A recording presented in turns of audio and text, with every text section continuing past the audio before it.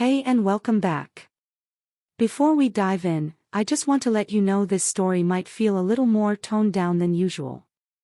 That's because I've been working on a new way to keep the stories as detailed and immersive as ever while also making sure they stay fully safe for the platform. This video is just a one-time adjustment while I figure that out. It's not a new direction, and it's not going to become the norm. Thanks for being here and for supporting me through every story, even the experimental ones. Now let's begin. I saw everything from the kitchen window. His wife was screaming, arms flailing, voice sharp enough to pierce 2 floors of brick. He just stood there, hands half raised, like he'd already given up arguing. She pointed toward the car, shouted something I couldn't quite hear, then slammed the door and sped off like the tires were supposed to hurt him. She didn't even let him grab a coat. I watched him linger by the curb, shoulders sinking as the sound of the engine faded. He looked around, like he wasn't sure where to go next. I didn't wait for him to knock. I opened my door and stepped into the hallway before he even made it to the stairwell. "Hey," I said casually, like I hadn't just watched his marriage hit the pavement. "You okay?" He stopped, tried to smile, and failed. "Yeah, just rough night." "Thought so." He glanced toward his unit down the hall, then back at me. "I'll be out of her place tomorrow.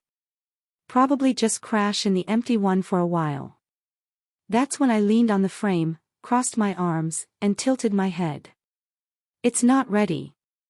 Pipes are still a mess over there. Just come in for the night." He hesitated, not out of pride, more like habit, like he didn't want to impose. But he was tired. I could see it in the way his shoulders didn't come all the way back up.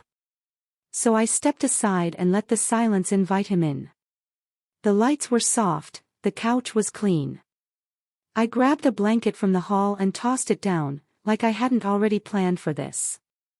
"I've got tea or something stronger," I offered, already reaching for mugs. "Tea's fine," he muttered, sinking into the cushions.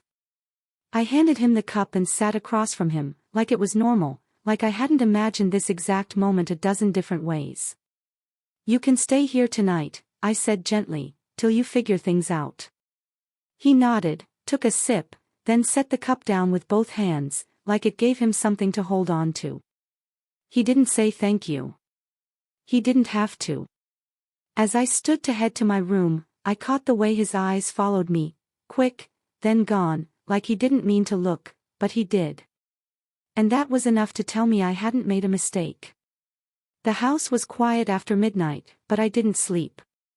I just laid there, listening, the faint creak of the couch when he shifted, the soft scrape of ceramic when he set his tea down, the occasional sigh, long, steady, like he was trying not to feel too much at once. I stayed in bed for almost an hour before I gave up and padded into the kitchen. The hallway light caught the edge of his face. He was awake, sitting up, one arm over the backrest, like he hadn't moved in a while. "You good?" I asked softly, pretending to reach for water.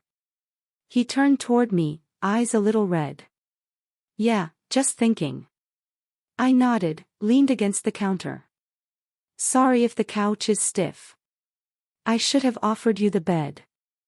He blinked, like he wasn't sure how to take that. I smiled to make it sound like a joke, but I didn't take it back. He didn't respond right away, just watched me over the rim of his glass. I wasn't wearing much, just a long shirt that hung too low to be accidental. When I turned to get something from the fridge, I didn't rush to pull it down. "You sure this isn't too much trouble?" he asked, still watching. I closed the door gently, grabbed my glass, and walked over, not too close, just a few feet from the couch. "If it was, you'd be somewhere else." He gave a small nod and looked away, but not before I caught it, that flicker of something behind the thank you, that little pause that says, "I see what you're doing, and I'm not running." I took a slow sip and met his eyes again. "Try to get some rest," I said, turning toward the hallway. "You're not going anywhere tomorrow." As I passed the edge of the couch, my hand brushed lightly against the back of his shoulder, just enough to make him notice, not enough to be called anything. I didn't look back, but I didn't walk quickly either. I didn't hear him get up, but I felt it, that quiet shift in the house, like someone was trying to move without being heard. A soft creak near the hallway, then stillness. A few seconds later, I saw him in the doorway, barefoot, shirt wrinkled, eyes unsure. "You're up early," I said, keeping my voice low. I was sitting on the bed, coffee in hand, legs tucked beneath me. The curtains were open just enough to let in the first light. He rubbed the back of his neck. "Didn't sleep much. Couch will do that to you." He gave a weak smile, then looked like he was about to turn back around. "You can sit if you want," I added before he could leave. He hesitated, just for a second, then stepped in and sat at the edge of the bed, careful to stay on top of the blanket, like he wasn't sure what the rules were now. I handed him my extra mug. He took it with a quiet thanks and a glance that lingered just a little too long before he looked away. "I wasn't sure if you'd be here this morning," he said. "Where else would I be?" He shrugged. "After last night, I don't know. Felt like maybe I crossed a line." "You didn't." That hung in the air for a moment. He looked down into the mug, like it might have something else to say. "You didn't make me uncomfortable," I added. "Not even close." He nodded slowly, lips pressing together, like he wanted to say something but wasn't sure if he should. I let the silence stretch before I reached out and rested my hand on his, not forceful, just enough to let him know he could stay. He looked at me, really looked, and this time he didn't turn away. He didn't pull his hand away, not even when my thumb traced the side of his knuckle. It was small, barely anything, but I felt him lean into it, like his body answered before he could. "I don't want to make this complicated," he said quietly, still watching me. I tilted my head. "Then don't." He let out the kind of breath people only release when they've been holding it in for hours, maybe longer. "You sure?" he asked. I didn't answer with words. I just shifted closer on the bed, folded one leg over his, and brought our hands to rest between us. He didn't move, didn't speak, just watched me, like he was waiting for a reason not to. I didn't give him one. I leaned forward slowly until our foreheads touched. His eyes closed, mine didn't. I wanted to see his face when he finally let go. His hand slid up to my waist, tentative at first, then more certain when I didn't stop him. I reached for the hem of his shirt, not to take it off, not yet, just to feel the warmth of skin where fabric ended. We didn't rush. We didn't say anything else. We didn't have to. I laid back, keeping my hand in his, pulling him with me. "You can stay," I whispered, "but not on the couch." And that was all it took.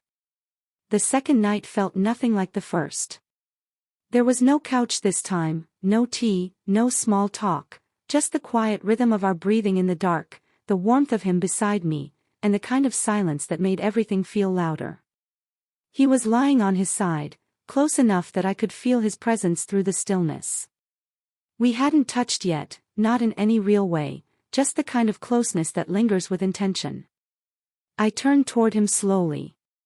The mattress shifted beneath me, just enough that his hand brushed my hip.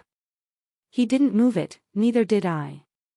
Instead, I reached up and ran my fingers lightly along his jaw, letting them rest at the back of his neck. He met me halfway, pressing his forehead to mine, like we had that morning, but this time he stayed there longer. His hand moved gently to the small of my back, his touch slow and careful. There was no urgency, only patience, like this was a moment we both understood had been coming. Our lips met quietly, not in a rush, but with full intention. My hand slid to his chest, feeling the steady rhythm beneath his skin. I leaned in a little more, my breath brushing against his neck, and he answered with a soft exhale that made me close my eyes. I shifted to lie fully against him, our bodies aligned naturally. His arms wrapped around me, holding me just enough to make the moment feel grounded. There was no force, no questions, just a sense of being exactly where we were meant to be. We moved together in stillness, slow, steady, and close. No sound but the subtle shifts of the bed beneath us and the quiet pull of breath between each touch. I brushed my lips along his collarbone, his shoulder, the edge of his jaw, every motion deliberate, every second allowed to stretch.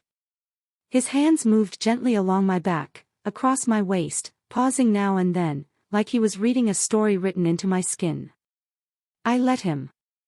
I wanted him to take his time. The city light slipped through the curtains, casting faint patterns across his chest, along the soft shape of my arm as it moved over him. We didn't speak. We didn't need to. And when everything finally slowed again, it wasn't from exhaustion, it was from comfort. I rested my head against him, feeling the even rise and fall of his breath beneath me. He shifted slightly, pulling me closer, his arm draped loosely around my waist. I glanced toward the hallway. The couch, untouched, still made up, like it had been waiting for him. And then I looked back at him, traced my fingers lightly across his chest, and whispered the only thing I needed to: "You're staying right here." Sometimes the quiet moments say more than anything else. If you were in his place, invited into a moment like that, no words, no expectations, what would you have done? Would you have stayed, or would you have walked away? Be honest. Do you wish you were there too? If you were, what would you be doing? Tell me in the comments. I'll be reading. And before you go, don't forget to like, subscribe, and turn on notifications so you never miss the next one. Thanks again for watching and for sticking with me.